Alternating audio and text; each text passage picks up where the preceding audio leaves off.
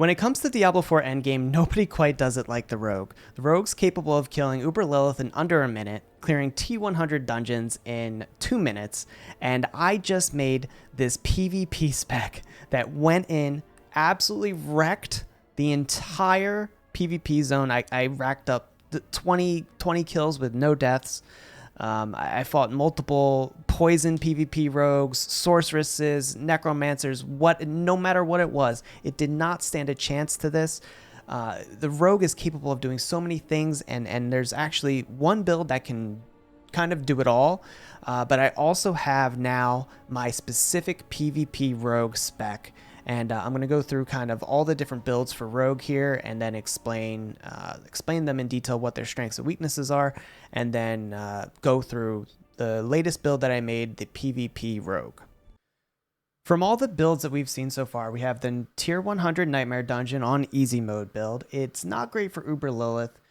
It is S tier for Nightmare 100, and it actually is really good in PvP. We took it into PvP the other night on stream and absolutely demolished. Now, it was obvious we were missing some aspects that really helped in PvP, so that's why we're going to go over specifically the PvP build today and explain how that works. The Lilith build is S tier for Uber Lilith, obviously, but it does not have the defense to compete in Nightmare 100 or PvP. And then the PvP build is going to be great for PvP only. This is not going to be good for Uber Lilith or Nightmare 100. This is just if you want a PvP, but this build is nasty. We went in, got 20 kills, no deaths. We fought everything under the sun, and we came out victorious. It was really strong, really good. So we're going to go over that one now. All right, and now it is time for the PvP build. Let's go over the gear. Some of the affixes aren't perfect, so in the build planner is going to have what I think are perfect affixes. And there's a lot of reasons to do what we do. So just at the top, let's look at the armor. You don't need to overcap your armor too much in PvP. Around 7,000 is actually all you need for the max cap in PvP for damage reduction to physical damage. And it actually caps out around 9,000 for elemental damage. So with Disobedience, we're going to get over 9,000 armor, but we really don't want to stack our armor too much.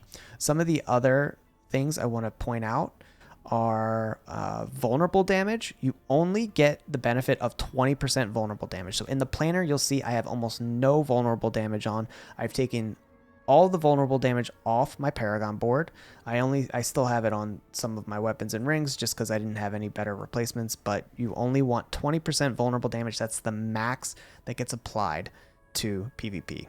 Also, critical strike damage has significant diminishing returns past 200%, so you don't want much higher than 200% to 250% critical strike damage when we're talking about PvP.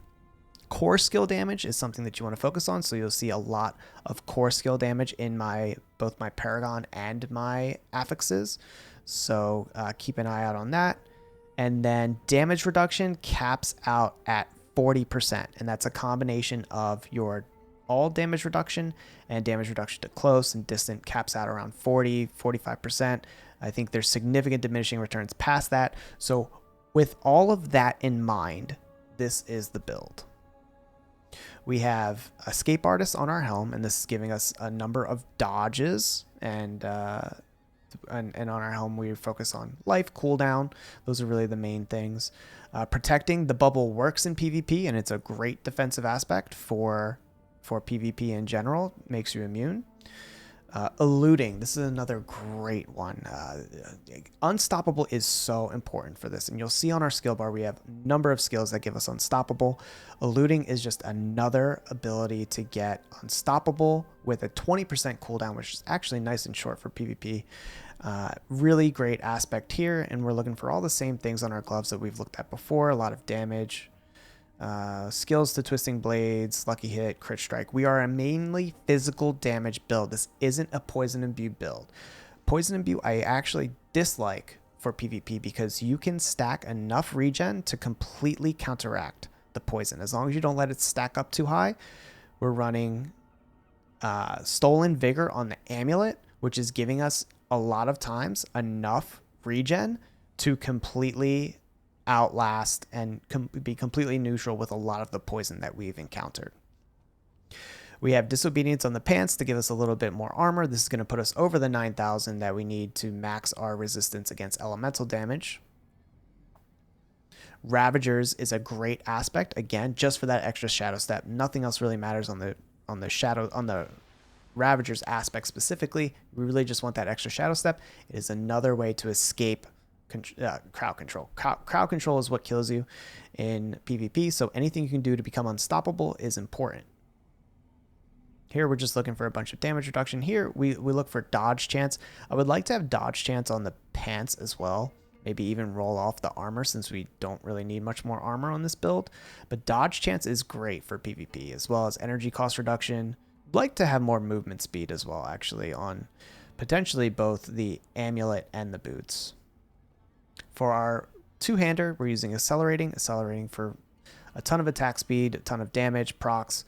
We get really great benefits from accelerating on our two-hander. Here you can drop vulnerable damage in favor of core or also crit damage we would like to see on our two-hander here. All right, and now we're going to go over the hearts and the jewelry. So for the amulet, it's important to have Stolen Vigor here. There is not a great source of sustain in the PvP zone, so Stolen Vigor is going to be your best friend. Stolen Vigor goes on the amulet. It's your best defensive aspect in the PvP zone. This feels like a must to me.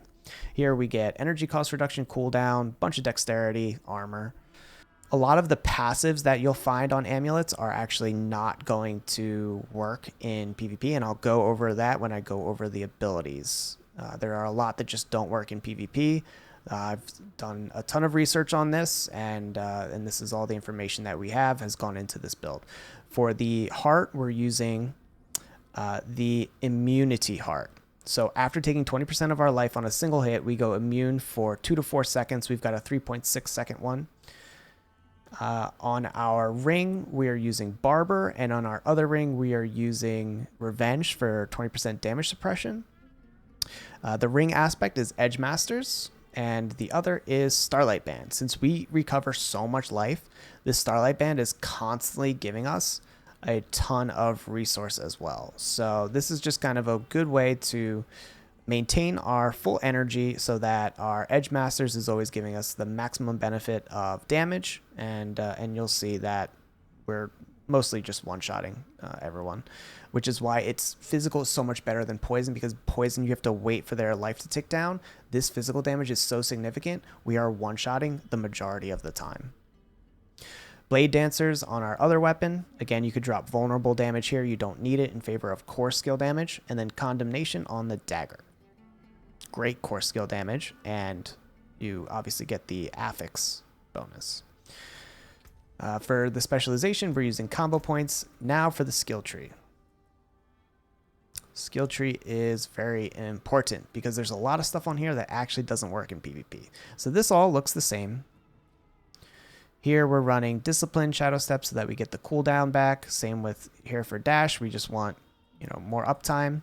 We've put a few more points into Trick Attacks, and this is for Critically Strike on days, adds to knockdown. We have Concussive here as well.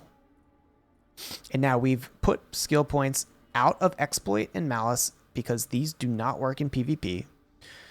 And we put it into Agile and Mending Obscurity for additional dodge here. And then while stealth, we regen life per second, which we are using concealment. So we will get stealth pretty often.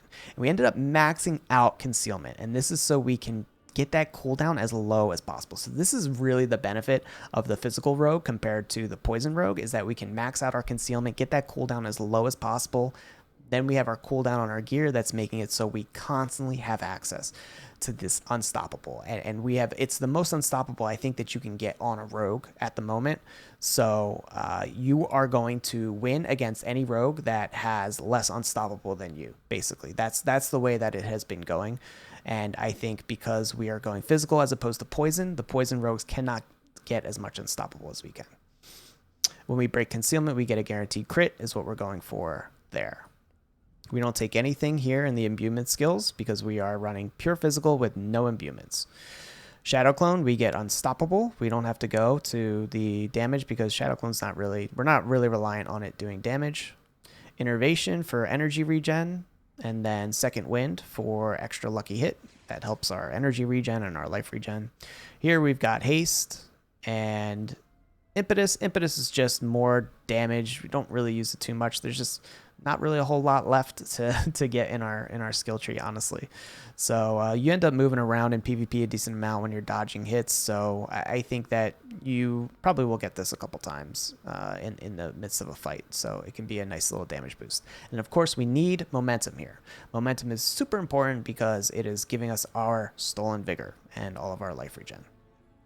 For the Paragon, the board is going to all be listed in the build planner, but I can go through and just kind of talk about the differences. It's very similar to the updated Nightmare 100 dungeon build. I'm going to have that updated planner in the description, but we take off all of the unnecessary affixes and add in the ones that actually work for PvP. So things like elites. For whatever reason, players aren't considered elites. So damage to elites aren't working against players, damage reduction. And instead, we're going to go with damage to crowd control. We're going to pick up extra armor. Damage to crowd control is good. It works. We drop the damage to elite nodes here as well. Here we come up and we drop the vulnerable damage here and here. We just flat out don't need it. The vulnerable damage caps at 20%, so there's really no point in grabbing those. Here we come up and grab a bunch of damage to healthy. So the damage to healthy, I think, is why, honestly, we are getting so many one-shots when we're going out and PvPing. We've got a ton of damage to healthy here and a ton of damage to healthy here as well, and this all works for PvP. Oh, also, we're dropping exploit because we don't need that extra vulnerable damage. So we take off exploit and put on turf if we're looking at the differences between the Nightmare 100 build and the PvP build. So we're running turf here, we're running combat here, control, diminish, closer, and devious. So it's all going to be in the build planner. You can see it all there. Here in the devious board, we end up taking some extra points that we save and going up and grabbing a bunch of core skill damage, which is great for PvP. So that is the Paragon board in a nutshell. And we can kind of explain what to do in the PvP zone when we're there. Now, when you're in the PvP zone, you're going to want to make sure that you do not spam your cooldown unstoppable skills. You're going to save these for when you are in battle with an enemy. You can use dash to get around. You don't really need your dash all the time, but your 1, 2, and 3 on your cooldowns you're going to want to have at your disposal whenever, you know, a battle starts. So that's going to be really important to have those because you are going to outlast any other player when it comes to unstoppable with your 3, even 4 skills with the extra shadow step. You have 4 skills that are going to give you unstoppable. So you go in, start, you know, hitting them with puncture. You're going to apply your vulnerable through puncture, build up your combo points, and start using twisting blades. Now, with all of our attack speed affixes, your twisting blades are going to be so fast, and they're going to be dazing every time that you can basically permanently CC anyone that is not unstoppable. So that'll be really great for that. If they do go unstoppable, then you go unstoppable too, and then you will be able to deal more damage than I think any other character in the game is able to deal to you, and then you'll just kill them that way. So here I'll show you guys some clips of a couple more of our fights when we went into the PvP zone and went 20-0. I just got Hatred's Chosen. Just went like 15-0 with the first build that we ended up going into PvP with. We did some testing last night on the other build for Nightmare 100s. This we catered strictly towards PvP, and we immediately went like 15-0, just annihilating everybody that came in our way. I don't know what to say.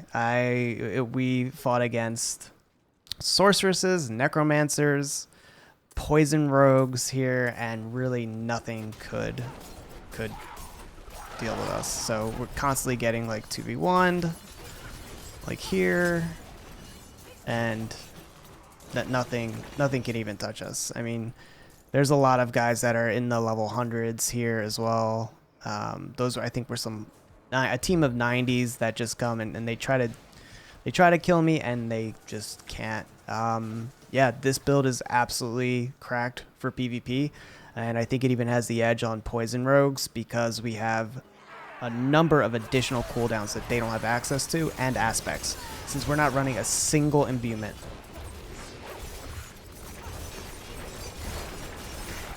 Got about 10 seconds left, and just for good measure, we ended another poison trap assassin, poison rogues life there, just for good measure, and we completed our event. So I mean, it's just nothing's been able to touch us. I've seen what I've had to. Here's the poison rogue again, 2v1. Just it's a joke. All right, we went into the details of the Nightmare 100, Lilith, and now the PvP build.